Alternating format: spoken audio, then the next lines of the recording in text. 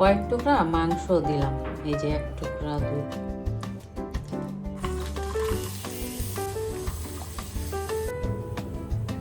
এটা খেতে অনেক ভালো লাগে। গরম মশলার গুঁড়া দিলাম, জিরার গুঁড়া, আদা রসুনের পেস্ট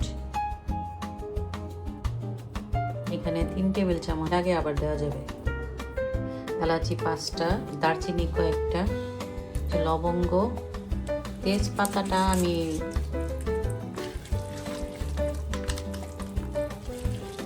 গরুর পায়া, এটা বড় বড় পায়া আছে, এটা একটা হাড্ডি বড়।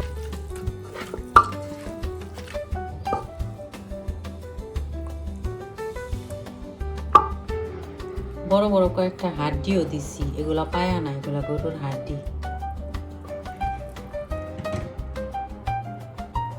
3 টুকরা 4 টুকরা পানি দিয়ে দিচ্ছি। এখন এই কুকারটাকে চুলায় বসায় আর 2-3টা সিটি দিব, আর হয়তো 15 থেকে 20 মিনিট লাগতে পারে। এরপরে আবার দেখাচ্ছি আপনাদের।